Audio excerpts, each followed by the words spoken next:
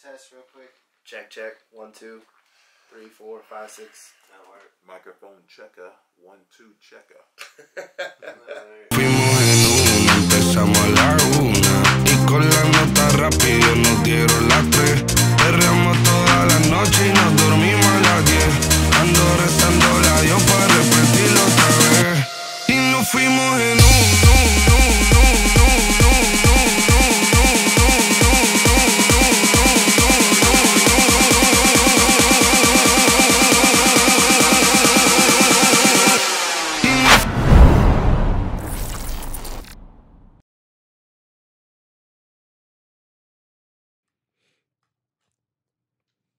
At your leisure, At my leisure.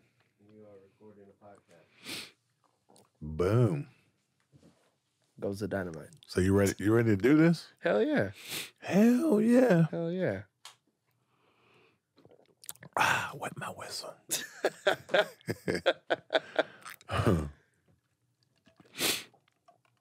DJ Rican Psych. on the Follow D Money podcast. You want one? Because I thought those were He made your mouth water. I need me a 10. All right. Whole new, different kind of podcast if that was the case. Yeah, right. Yeah. Yeah. The same podcast. It will be the same podcast. Okay. Welcome, everybody, to the Follow D Money podcast once again.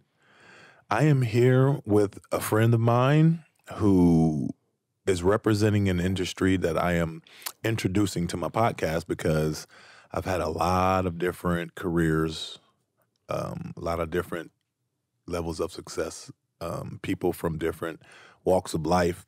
But you are my first DJ. Oh, And that, like, you know, you're my first DJ on the podcast. wow. Yes. And you happen to be on the podcast in Hispanic Heritage Month, which is also an extra kind of spark for this episode.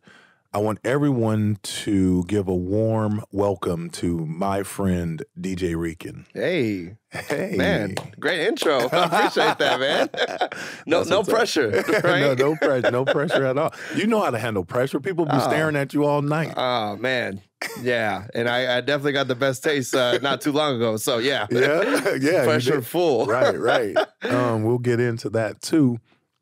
I first want to acknowledge, to me, the most important part of what I just said is Hispanic Heritage Month and the importance of people realizing the contributions of brown people in this nation. So, first of all, tell us your background, where you come from, and how you got into DJing. Oh, boy. All right. You ready for this? I'm ready for it. All right. Let's go. I'm what you call Hoosier Rican. Okay. Okay. Yep. So my dad is from Puerto Rico. Yep. He was born in Salinas. Yep. And my mom is from Costa Rica. Okay. She's from a town from Guanacaste. That's a bit far from the capital of San Jose. I've been to Costa Rica. Yeah, I so love it. Beautiful Yeah, place, right? Man, it's been years since I've been there. Yep. So my mom and my dad met in Indy, and boom, here I am. They met in Indy. Yeah, so Wow. like my mom had a friend that knew of him. He just got out of a divorce, so Yep. he's like, "What's up?" Yep. And yeah, so it went from there. That's So cool. yeah, so I was born and raised here in Indy. Graduated at Warren Central Yep. on the east side. So like kind of growing up, that's how I kind of learned Spanish, was through music. Oh, okay. So my dad was big on like collecting music throughout the years. He'd show me, and not just like stuff from Puerto Rico, but like from all over. So I Right. grew up from cumbia, salsa, merengue, bachata. And then as I was going into that, I would be fascinated with the DJs on the radio at the Right. time, like Paul Bunyan, Yep. DJ Sonic, you know, people that were like on 96.3 at the time. Yep. And I'm hearing how these mixes, I'm like, man, that's really dope to kind of go into that. Yep. So that's how I picked up on like hip hop and top 40 and stuff like that, and on that route, right? Yep. So then with all this equipment that my dad had, like kind of like in here, like he had speakers all over the place. So he had a musical background? Yeah, very. Okay, Yeah. So okay. and like even through on my dad's side of the history, like my cousin that lives in Chicago, his name is Cesar. He used to be an A&R or publicist for Sony, Latin Sony. Wow. And then like he was the Grand Marshal of the Puerto Rican festival that he would put like everything together. So he would have contacts for like Celia Cruz, Victor Manuel. So like I have someone there. I have a cousin that was the piano player for a famous salsa singer named Tito Rojas. Yeah. And he would compose songs for him and stuff. Like I could pull up the album and like put in his name and everything. Dang. And so I was always inspired by music in general. You know, so he caught on that. And first he tried to put me on piano. I started learning a little bit about piano with keys, and that's how I kind of got a little bit structure into that. Then like my friends would like when Fruity Loops was like around, and they would bring me along and be like, hey, why don't you throw a little keys here and there, whatever. Right. And I'm like, all right, cool. So like someone would just put the drum pattern and I would just put the melody. Oh, okay. At the time. And then I was like, all right, I really like on the technical aspect of just, the DJing art, right? So then my dad invested in my first gear where it was like, the DJs, there's like this American DJ. It was like a CD player and like two little slots come out, and then you had like these little rotary dials to like mix in and whatever. So, and I'd have to bring this big rack that I wheel in with my dad's truck. And then at the time, I didn't collect records. I had CDs. Yep. So I would just have like packs of CDs and like I'd have people write notes on a notebook and be like, all right, put your song in. I'll get it when I can find that CD. Dang. And then, as you advance, LimeWire came out, Napster came out, and, so you got easier access to stuff and whatnot. And then at the same time, I would have family tell me like what's hot out in Puerto Rico, to get ahead of the curve on on the Latin music and stuff, before social media. That had to be tough, getting the music from Puerto Rico. You know what I mean? Like there's no radio stations here that just play Latin music, is it? Yeah, there is. So I used to work at one of the radio stations at La Grande. Okay. 1051 when they just started, I think. And this in Indy? Yeah, here in Indy. Cool. And then there's another one, Éxitos, Okay. 94.3. Oh, no, sorry, my Spanish is all coming out. 94.3. Yeah. And so those are the ones that are running out. But before, it was like none. And none of them that like, those are the only ones that represent for, I call like in tropical music. Okay. Because the majority, here in I'd say in the Midwest is regional Mexican. That's where like the money's really sold because, that's the majority here. But there are people of all kinds of descent from, Honduras, Venezuela, Colombia, Peru, Argentina, all over. You name a country, and I bet you I can find one of those people from here that live here in Indy. Wow. So, so I started when I was 15 doing like small parties, quinceañeras, just getting my feet wet. Yep. Then as I started getting, more practice in and stuff, the gear upgraded. Yep. Then I got into like high school parties, house parties, parties up in IU, Purdue, Ball State, getting more into the rotation and stuff. And then now it was like friend of a friend DJing. Then one time when I got right into 21, there was a spot on 71st in Michigan. It went through like 3 names. It used to be Liquid, then it turned to Kubo, and then it got shut down, and now it's like no longer there. But there used to be a DJ competition. Right. And they were like, you want to be in? And I'm like, yeah, why not? And I won it. Wow. Then from there, I got booked a lot in like the Latin club scenes that were happening. Yep. Then there was one night that happened downtown. I forgot the spot. No, it's something called like Therapy or something like that. That was like right outside of downtown. Okay. It's like on the east side, but not when you get too far east. It's like right outside of the, of the city. Yeah. We closed out early because it was dead. So we're like, all right, let's go. Let's see what else is happening. And we heard there was another Latin spot happening at what is now the patron saint, but it used to be called Subterra. I remember that. Yeah. Yeah. So that's what, like, we're talking like when Subterra had like these big red curtains. And it was a Mexican joint on top, right? Yes. And there was a restaurant there, right? Yeah. So that night they were doing Latin music, and it was just kind of like, it was good, but it was like the only option for people to go downtown. Yep. And so I was like, all right, let me find out who the promoter is out here. And I found him, and I was like, hey, man, I know you guys are just starting. Just give me one chance. Yeah. On the house. Let me run something, and then we can talk from there. Yep. He agreed.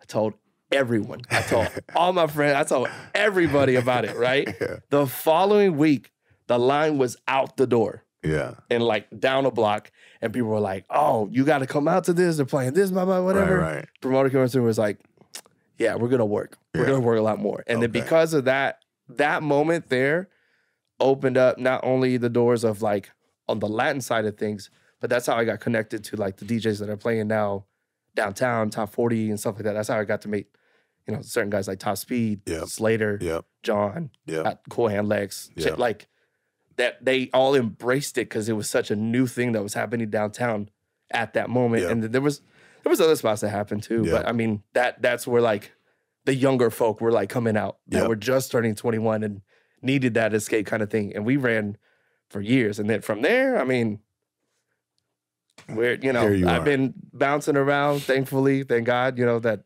been able to have all these kind of opportunities to play at different spots. But I think that's where everything kind of got cemented and kind of set the tone of how things were going to go. You know? So Subterra was your like welcoming party to that industry life. Yeah, I would say into the nightclub life. It was definitely that. Yeah. All right, cool. Then at what point did you decide that you threw all kind of parties, or you just threw Latin parties?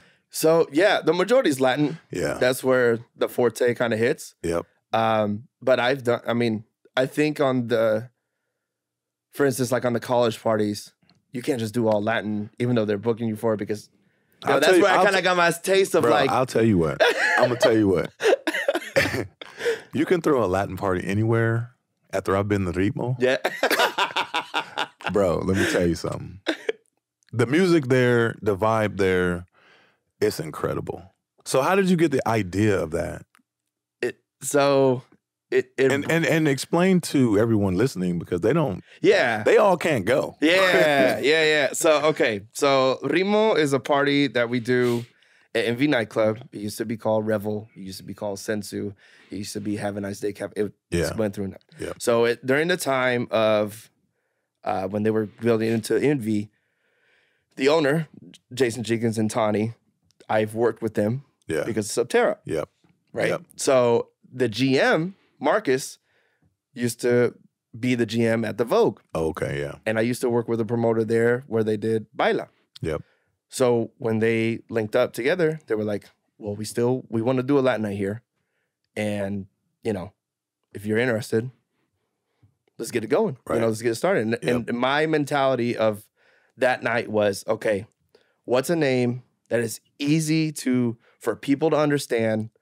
You don't have to name it something crazy, and it just specifically, like, I didn't want to cater to just one sound. Okay. Because ritmo in Spanish is rhythm in English. Oh, okay. So it's all about the rhythm. It's the rhythm of any genre that you're playing. I want people to feel it. Right. I want people to sing along with it. I want people to go on an emotional roller coaster of the high, the low, sing along about your ex or partying with your people. Like, that's the art of Latin music. So that's how I kind of kept that. And I also wanted to feature DJs that haven't had the opportunity to see what Indiana is about as well. Yeah. So that's where kind of the concept has kind of built. And I knew it was just going to be, and that was like right when clubs were opening, when COVID was just like, March Madness was happening. Yeah. So we were just kicking things into gear. Yeah. And then I think really things kicked off once we were able to create content with Snaps Inc. Yeah. And once Angelo, who works with Snaps, like kind of got on, we were able to not only provide, like, it's different of providing the experience when you're there. Yeah. But for people that don't know, you need that kind of content. The visuals of you missed this. Exactly. Right. So, and because it's once a month, it's easy to kind of, you got to think of a strategy of how to really push through and hype it up and whatnot. So that by the time it's a month there, it's like, finally, like, Ritmo's here. Yeah, right. I'm going to go. You got to create a buzz. Exactly. And that you think that the marketing part helped put it over the top. For sure. Yeah. For sure. It's hand in hand. It has to be that way. Yep. Because it's not about like the underground parties nowadays. Like when you hear about a house party, Yeah. right? It's the people that were there Yeah. that experienced that party. You relied just on the people to talk about it, but Right. nobody like there's no. Yeah. It's like Las Vegas, you know, what happens here stays here kind of stuff, right? Yeah.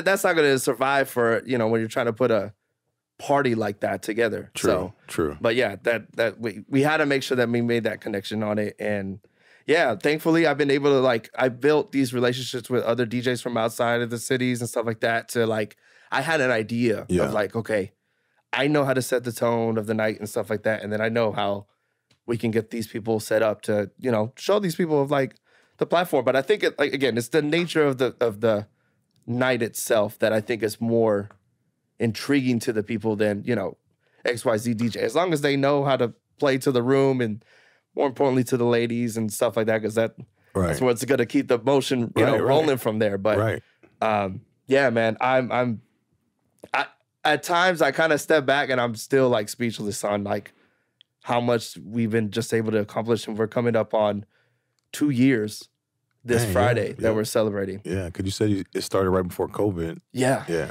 And that was the first Ritmo party? Yeah. Okay. It was, we were just kicking off and it was just, you know, just slow. I knew some like, local guys that were close, like over in Chicago, that was, you know, kind of, they were not even open on their clubs yet and they were looking for work. So I was like, well, we got this opportunity if you want to come out, blah, blah, blah. And then, you know, it little by little just kind of built up. And here we are. So the story that you painted, it seemed like a great, fun, very successful journey. But being a brown person in the city of Indianapolis, there had to be some challenges or some people who there had to be obstacles. Yes. So can you explain how you overcame them or how you even deal with them today? So to me with Ritmo, right? Or let's just say any Latin event. Yep. You know, because you're in the heart of downtown and it's like, if you don't have people moving or anything like on a DJ's perspective, it's like you always feel like you got to switch it up. Like kind of like a wedding. Yeah. You know, if you got a group of different people, you're like, okay, this table's been sitting here for a while. I need to get them going, but then I'm going to lose these people and that kind of mentality, right? Yeah. But when you're going with a theme party and I'm selling to you, Ritmo is about a night of rhythm from different genres, different things. Either you can choose to embrace it and come in, you know, I'm going to make sure it's fun. Yeah. You know, but if it's not your cup of tea, then that's fine. Thank you for coming. Right. See you later. But if I were to adjust to what, you know, people that don't listen to Latin music and stuff like that, and if I were to adjust to what they normally hear in their car, their Spotify list, then I lose the magic of the night. Right. You know, then I'm just throwing a party for you and all these other people that are here. Like that's one obstacle I feel like that I've ran into. But I can't really think of anything else besides just, you know, making sure that we're staying true to the night of the concept, you know, the concept of the night. Right. So you've never felt any pushback, like people not really wanting it around, or because I think personally that, and I know there's other parties, but to me, Ritmo being 1 month, like I would like to see a club that is all Latin and then maybe have a hip hop night once a month. You know what I mean? Yeah. So a place, because Ritmo, the music, and you were going into like, you know, playing different genres to make people feel welcome, but you can play a lot of Latin music and change it up to get people to dance in different ways. You know what I mean? So I just want to know, like, have you ever thought about expanding and trying to do your own thing to where you're not using someone else's spot and you just have your own kind of Latin vibe feel all the time? Yes. Yeah. All the time. Well, how are you going to do that? When you going to do that? I mean, this is, you know, these are pieces of the puzzle that, you know, I'm just building to get to that goal. Yep. So I feel like in every connection that I'm making, whether it's through a party or an event that I'm doing or something like that, I'm always shaking hands with somebody. So I don't, you know, someone's going to give that knowledge for me to be able to open up and be like, you know what, I've been having this idea. I want to, you know, pursuing this and kind of go to be able to fund my own thing, right? I've always thought of the concept of like, I'm so inspired by Dave Chappelle's Block Party special that it's just, he threw a stage out in the, you know, whatever neighborhood, brought these artists in that he's able to connect, they perform, whatever, and, you know, nobody knows the logistics side of stuff, and that's what I want to learn that. I want to get to know how to kind of build that foundation of it. But just that image alone of where people are just enjoying it from wherever, and it's like you're bringing all this type of entertainment. That's what I want to do. That's exactly, like, I want to throw that type of festival that I'm able to showcase all this kind of stuff, and then also show like Indiana's not just of one race of Hispanic people. There is multiple things that are happening here. There are multiple, there's so much food that you can try around here. I don't know if you've been to the garage. Have you been to the garage food hall? I have. Okay.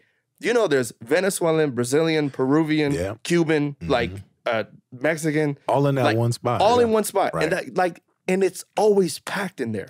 Right? Because you have so many cultures of that once you show the people that there's those options, people are like, okay, give me more. So if I'm able to throw an event where I'm showing all these things where it's like, okay, you may not like one thing, but you're going to like this. I know you're going to, you know what I mean? That's the goal. That's where I would really want to, and it's kind of funny that you asked that, because I'm always like, man, I can't be a DJ until like I'm like 65 or something. You know what I mean? I have to have some other plan. And that's why I feel like I'm able to give back on something if it's something like that was able to well, be you can together, promote till you're 65. No problem. For sure. I have nothing against it. Trust me, nothing. If I'm able to make it that way and it's still good, then great. But you know, I also been looking into. I'm 35 now, so I'm looking into stuff of like, okay, how can I give back now? How can I? I've even talked like conversations with like Ted Hardy on things, because he's a big pioneer in that. Exactly. Yeah, he gives back a lot. Yeah, so you know that's a main goal that I'm trying to aim towards. So for your community, what is something that can be addressed? Like, what would you try to tackle in your community in Indianapolis? Good question. One, I think is in education. You know, education and awareness is a big thing. So my kids go to Forest Glen. So in Forest Glen, it kind of inspires to go because the teachers there teach Spanish and English like it's like a second nature. Like they just talk in that way, and they teach them both at the same time, kind of like how I was raised at home. It wasn't like my parents were just teaching me one way; they were just teaching both, and just kind of going that way. So I feel like if like more schools implemented that kind of thing, I mean, it not only opens up on job offerings, but it like learning Spanish to me, it's like you're also learning other languages as well, because it ties hand in hand in like Italian, Portuguese, French, you know, you start understanding a little bit more of how things... It makes it easier to learn other languages. Exactly. And cultures, and like, it just opens up your eyes on so many things when you're able to be brought into that, you know, thing. So I think that's one.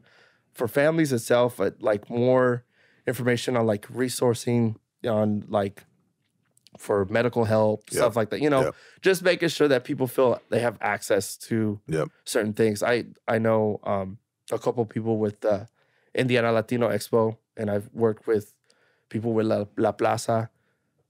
Those are organizations that help, you know, on the nonprofit, giving those type of things. So like, I think just enhancing those type of services to the people would be kind of great. Yeah, but also I think also in your community, as in many other minorities, just being aware of their voting power, like getting people out to vote, registered to vote, not even for any particular side, but just using their voice and their vote to make it matter. I think that's very important, and it's not really preached upon our races. You know what I mean? No, I highly, highly agree with that. And it's just, you know, doesn't matter on how you think. It's just knowing that you can be a voice Correct. to it. That's the most important part, you know, because some people do feel like they're just silent to whatever decisions are being made. They're like, okay, well, I guess we're just going to roll with this. Well, the worst thing I've ever heard was my vote doesn't count. Yeah. So I think the knowledge on that is like, that's a big deal. Right. Really, really big deal.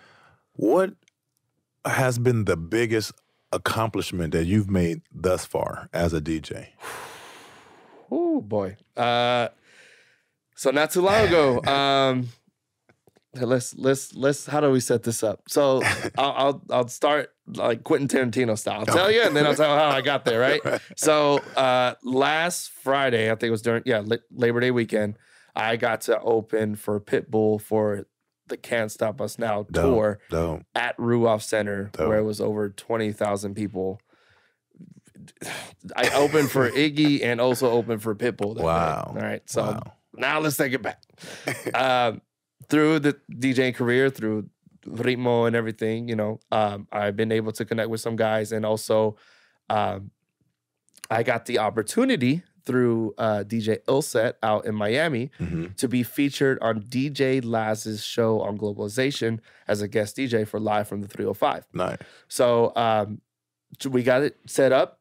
I got featured out there. And then on top of that, I got featured 2 other times with DJ Live It Up. He also has a show on Globalization. Yep. And also J Rhythm. He has a show called Ritmo. And so that kind of put my foot in the door with Globalization itself, right?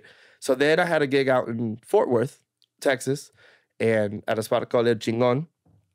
And I got to meet some of the DJs that run there and whatnot. And I ran into this guy named Danny West. Yep. Danny West is one of the like guys that helped run, like start up Globalization. Oh, okay. So as we were talking, you know, having a couple drinks at the bar or whatever, and you know, he just brings up, hey, so Noblesville, does that sound familiar to you? I'm like, yeah. Then the only reason I know about Noblesville is because of Deer Creek, aka Ruoff. Right. So yeah. And I'm like, yeah. And he's like, well, people are gonna be telling you wanna open? And I'm like, just what? like just as simple as like that. Yeah. And I was just like, let's go. And he was like, okay, I'll send you confirmation and everything.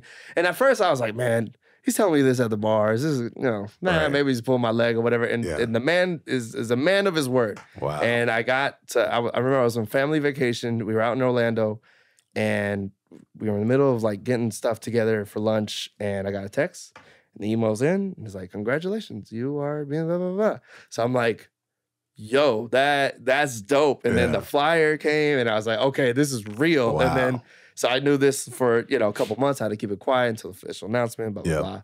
And then, came the day. And I mean, man, my nerves were all over the place. Yeah. You know, that, and like, I was just thinking of like not too long ago, day before, Wu-Tang and Nas were at, you know, at Ruoff. And I'm was it literally the day before? The day before. So like, and then the day before that was like Wiz Khalifa. And then the day before that, like they had MGK, you know? So I'm thinking about all these people that have just been there and even in the past. And I'm like, now I'm on stage. Yeah. And man, I tell you, it is probably the top, like I'd have to say like the 4th best experience because I have 2 kids, so there's always my 2. And then I'm married, so that's, you know, you got to put those in order first, right? But yeah. Taking family out. Exactly. It's the number one. Exactly. So it's just like, I got so much love from people. As you should. New people, but even new people that I've, you know, never connected, talked with and whatnot. I remember I got done with the set after Pitbull and I was walking down and they, like, I just hear people clapping and I'm like, what? Like, I'm like, who's on stage? Like, whatever. And they're like, nah, man, great job. Blah, blah, blah. And I'm like, wow, that's, appreciate it. You know what? So I'm a very humble person. Like, I'm just like, all right, I'm just here to do my job and I'm just going to stage exit right. Like, kind of, you know, thing. So just to kind of go through that was like very humbling and yeah, I'm just grateful. That could be the beginning of the snowball of the events that you can get from this point on. Yeah. Yeah. Yeah. No, I highly agree. I think, and it's opened my eyes of like, okay, you know, you were given this opportunity, not just for this moment, but now it's like to really, like now the ball's really in your court to see how we can push this forward. Yeah. And, you know, like that's a resume builder right there. For sure. Like, I mean, you have that you open for them. You can say that to anybody and get on any show. Yeah. Now. Yeah. So, yeah, again, very grateful. And, you know, big up to Pitbull and the crew and Globalization. Like, that's definitely a memory I'm going to hold forever. Good, so, good. Yeah. How do you decide on your guest DJs for Ritmo or any of your parties? When you ask a DJ to come, I don't know the process. Yeah. How do you get people to come? So, because this is not Miami. Yeah, it definitely isn't. It definitely isn't. So, there's a number of things I kind of look at. I sometimes when you look at like DJ mixes, the ones that catch my attention more are like the ones that are live. Because then, even though I can't see what's going on, I can hear a live technical set of what they're doing, how are they carrying the momentum, blah, blah, blah, and whatnot, right? So that's like one thing that I kind of pay attention to. Another is like, places where they've been, what notoriety they have in their city, what pool and whatnot. But also what's more important than anything is, can they fulfill the agenda that we have for the night? Okay. Because, I could bring in someone that's just starting out, but if he knows what he's doing, that could be the big break for that guy, right. To come play, right? Yep. But I can have the most experienced guy and Bob. Maybe, and it can go the other way. Right. So like, sometimes it's hit or miss. Sometimes it's like referrals from others that I brought, and they're like, hey, you should look into this guy, bring in. And so I kind of research here and there, see how their look is. I'll look on social media, stuff like that, and kind of, get fillers around of like, okay, what are they up to here? How do they play here and stuff like that? And I'm always open to give guys a chance as long as, they understand what's the concept of the night on how to play and whatnot. So, and we kind of try to, I also look into like just bringing the newest faces I can. You know, if they haven't been to Indy yet, this is a good opportunity to not only experience the city, but also, to experience that night at Ritmo or whatever. And, But anything in the future, like it's always funny because every guy that I bring out of town, they're like, what's in Indiana? Like, is it just basketball and corn? And, there isn't really, and then they get to the city and they're like, man, you guys got a pretty nice city. Man, this is a pretty nice spot. Man, I didn't know there's this many people, blah, blah, blah, and, and so forth. So it's like, and then like, they also think we're only about NASCAR or, racing. And it's like, we are the racing capital, but it's still like. But if we're being honest. Indianapolis does not represent Indiana. If we're just being honest. It's kind of a mask. Because Indianapolis is a very beautiful, very open, very rich, very diverse city. Very true. And it's in the middle of Indiana. And I'll leave it there. I totally lost my thought with it. It's all good. What are your plans? Like what are your plans in the next couple years? Your goals. You said that you had your highest point right now a couple weeks ago. Where do you see yourself in the next 2 years? Like, what do you want to do? You want to have a residency somewhere? Is that the dream of a DJ? Right. I feel like I already had, the residency I feel like is happening now, like at INVY. Because on top of playing for Ritmo, I've also done like open for other people. I opened for Lil Jon this year. I opened for Pauly D. So like there's been a couple things that have happened. I think the residency stuff is cool. Like I also have a residency on Thursdays at the Jazz Kitchen. Right. So that like that helps me like be able to play the stuff that I was raised on, like my parents' music and stuff like that. But again, I think what we touched on it earlier was like, okay, now how do I give back? How do I inspire the next person?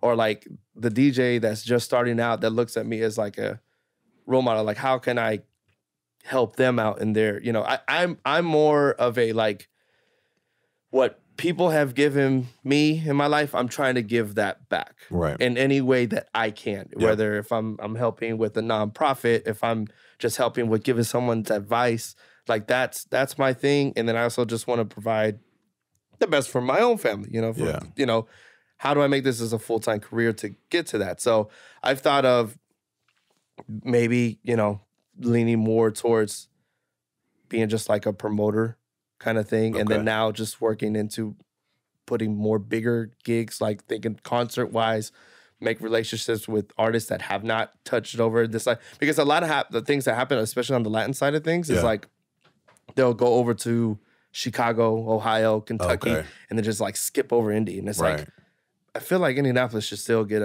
a bid into like going into that stuff. So maybe build into that. But in reality, like if we're talking short term, it's like trying to keep this candle lit as long as I can. Yeah. And build these opportunities that, come up and do my part for not only, for my branding, but for the city. Like I always feel like anything that I do, I have the city that I have to represent as well. Yep. And But not only that, your name is DJ Rican. Yeah. You have countries on your back. Yeah, exactly. So you're actually representing a city, but your name represents so much more. Yeah. So you have to perform, put on for your people. Yeah. And it's, again, I think this is like this year alone has put those type of questions into my mind. And they're like, okay, how do I really put this stuff together? Right. So, I think there's some research to kind of look into it. I think it's like when you say you want to be a doctor, and it's like, what kind of doctor you want to be? You want to be veterinarian? You want to be, physical therapy? Do you want to, you need to hone down on what exactly you want to aim at, and then just go. Yep. I know that I've also talked with Nick Salago, DJ Metronome. Yep. He's co-owner or owner of Decademics. Yeah.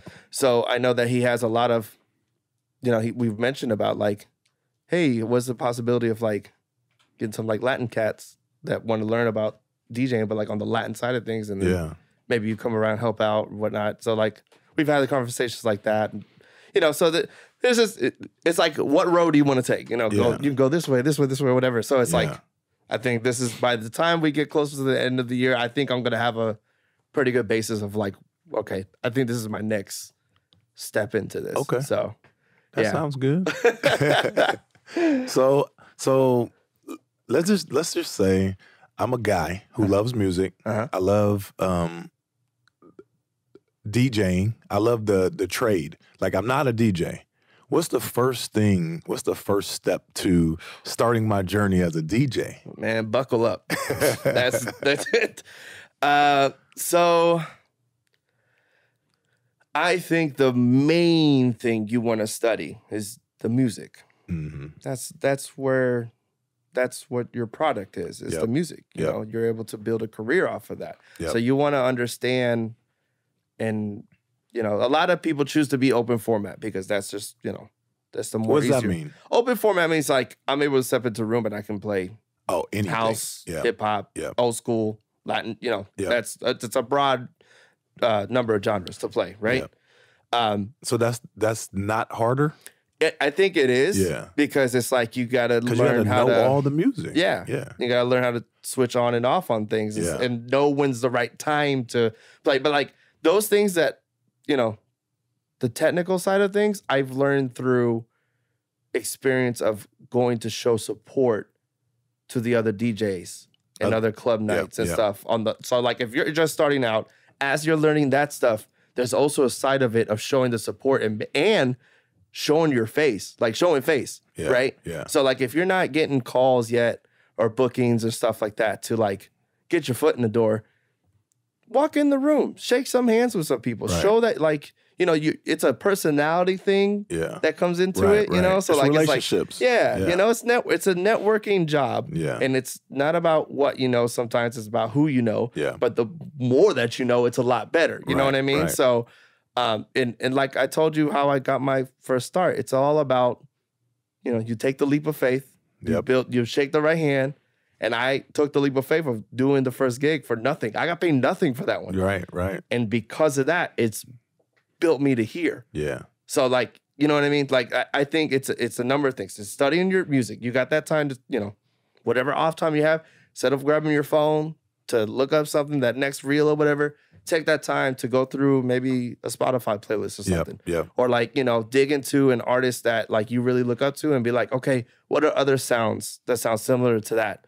And kind of, that kind of thing. I think that's important, and showing face. Those are like your two main things. The technical side of things, you can learn that with practice, dedication, trying things at home. Don't try them on the spot, like kind of, make sure it works first.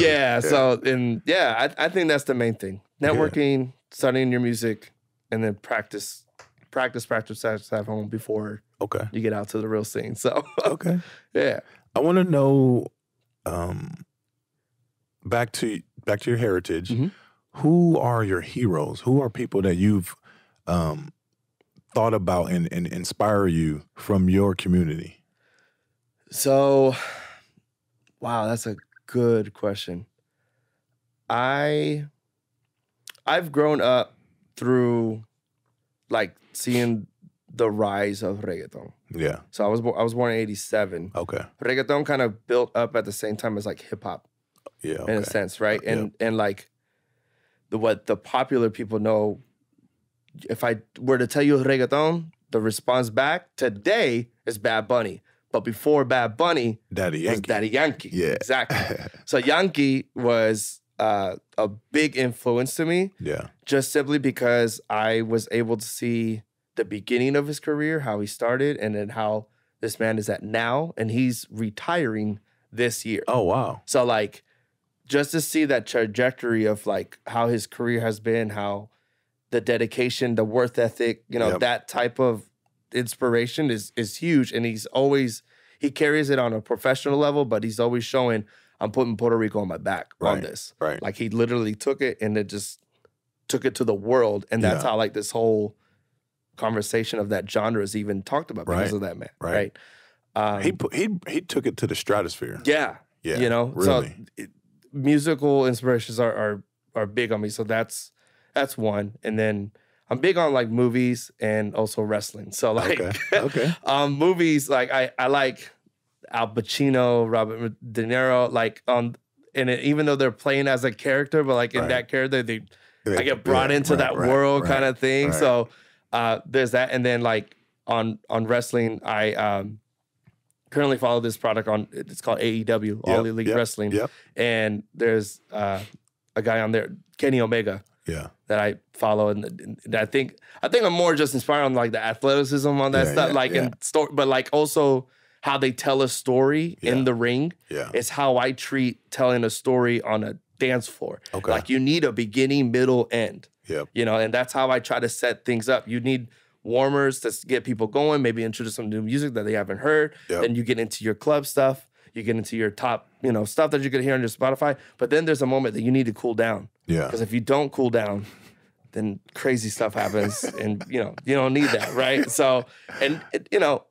I'm looking at it also as like someone I'm going into the club, and it's like if I'm hollering at somebody, I don't want to end it on that high of an I want an opportunity to go talk to that person if I haven't hear them yet. and talk to them. Yeah. So I'm gonna send you the alley oop. It's up to you to slam it in, right? So things like that. And I get inspiration on little things like that. So like through movies, I watch wrestling over here and music, obviously, but like I always try to look in a little deeper into like who that person is and like why do I gravitate towards that and what elements can I grab out of that to incorporate into my life, kind of thing. So yeah. With Hispanic Heritage Month, I would like to know, are there any things that we can do around the city this month?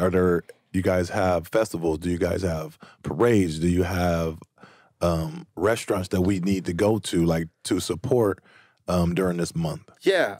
So the Indiana Latino Expo, they have a lot of great information this month about what's going on. A couple events that they got going. I know their big one, the actual expo, it's not going to happen until October. That's like October 15th. Okay.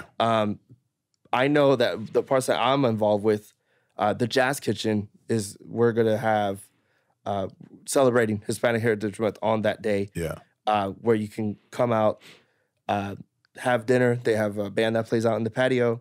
You get a free dance lesson at 8:30 if you show up. So, learn a little something on it, and then you get to enjoy the night. Right. So there's stuff like that. I say it again, the food at the Garage Food Hall is amazing. Right, and like you have 4 or 5 different, Hispanic, races that like provide food. I try them all there. Yeah. So there's one.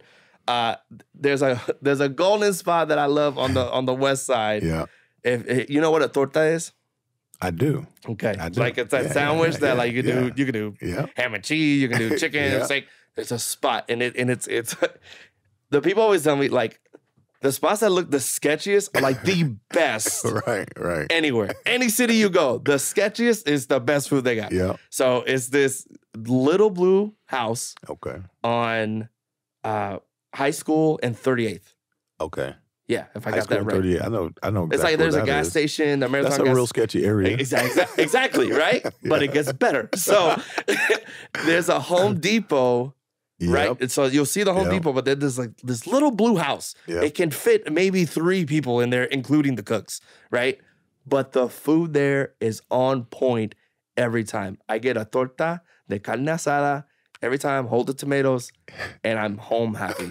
So if you're going to try anything, there's that spot. There's also a marisco spot as well. That's like seafood. If you enjoy like clams, all that stuff. That's right there on 38th as well. San Blas, San Blas, something like that. But like, there's all kind. Like I know of a El Salvadorian joint that is on Pendleton and I want to say like Post around there. It's next to Hardee's. Around there, it's on the east side. But there's a Salvadorian spot. But honestly, you could go on Google, type in whatever country and that type of cuisine and check it out. Yeah. So this month specifically, there's I think this week, all of Central America. So like we're talking Costa Rica, Guatemala, El Salvador, Mexico. I know I'm missing Panama. So all of them are celebrating their independence. So if you're going to start anywhere, start there. And then go down south, around, then into Colombia, and then to the Caribbean and whatnot. But yeah, I think with food, music, and check out Indiana Latino Expo. I think those are the main things. Those are the main things. Come see me this Thursday at Jazz Kitchen. Jazz Kitchen first, how do you define the word success?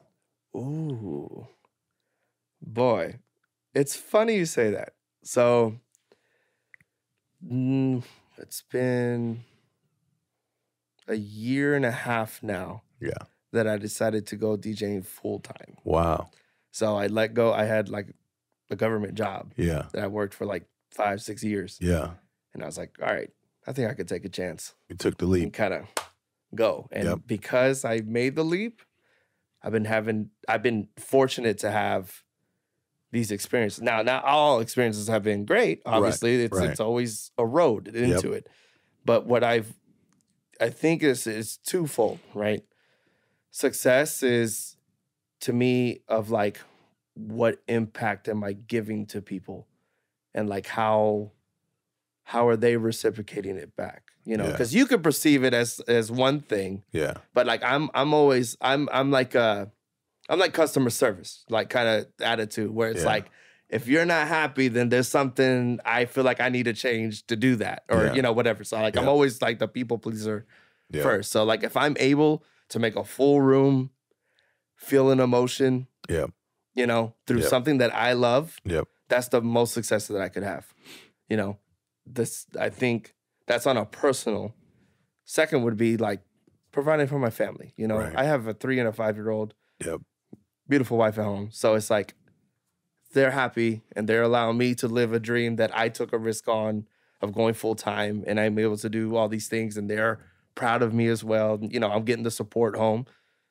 That's great. Like I can't ask for anything else. I don't need to be no millionaire, in doing this. Yes, it's a business. Yes, money needs to come and go, but you also need to learn how to, like, as you gain it, you need to invest. There has to be expenses to get revenue, and whatnot. So it's like, I'm still learning. Again, I'm a year and a half into, I've DJing close to over 15 years, but I'm learning the real business LLC, of it. Aspect of it. And man, I think that the success is, there's a moral, thing. And then just, are you able to get by? Am I not putting my family through poverty just to take, a quote?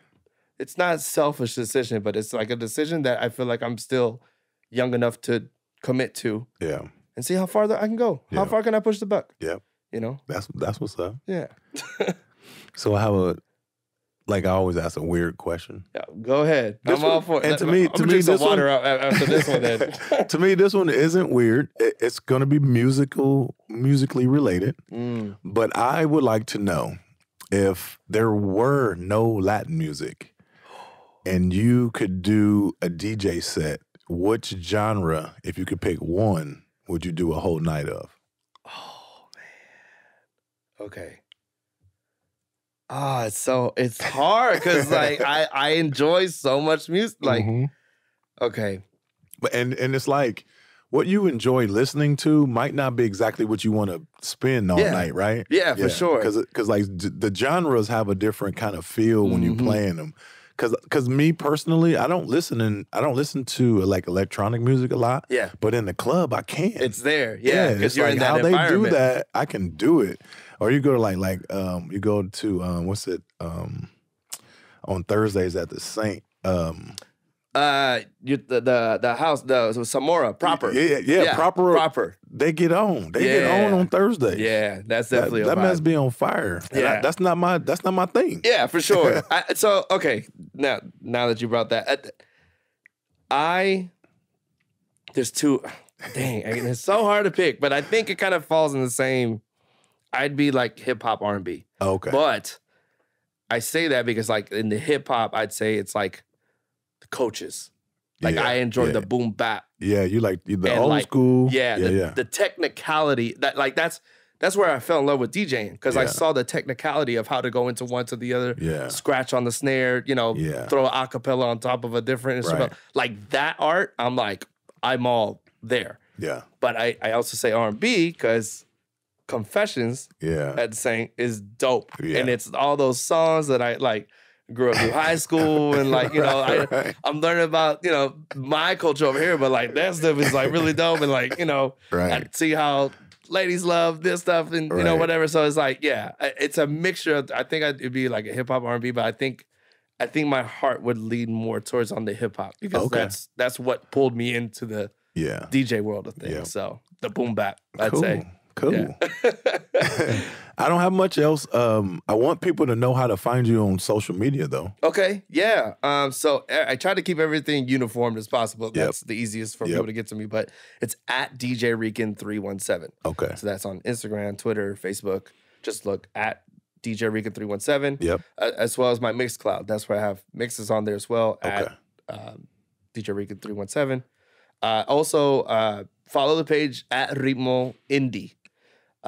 Indy is with INDY. Okay. That way you can see the latest stuff that's on there. And also, I believe it's at Latin Party at the Jazz Kitchen. It's big. Yeah. It's big. But if you just look up, I think it's like, or Latin Party or Latin Night at the Jazz Kitchen. You'll see it should pop up on there. That's the Thursday residency I have. Right. But those three. At DJ Rican 317, at Ritmo Indy, at Latin Party at the Jazz Kitchen. And are you available to be booked personally? I sure am. Okay. So you can contact me by email. It's easier. Yep. That's why I kind of keep everything organized. Book DJRican at gmail.com. So I do corporate, I do private events, I do house parties, I do even like if it's like a little get together, you just need some ambiance background music. I've talked to businesses and stuff like barbershops and stuff. It's like, hey, if you just need a pop-up, if you guys are doing a special or anything like that, I'm down.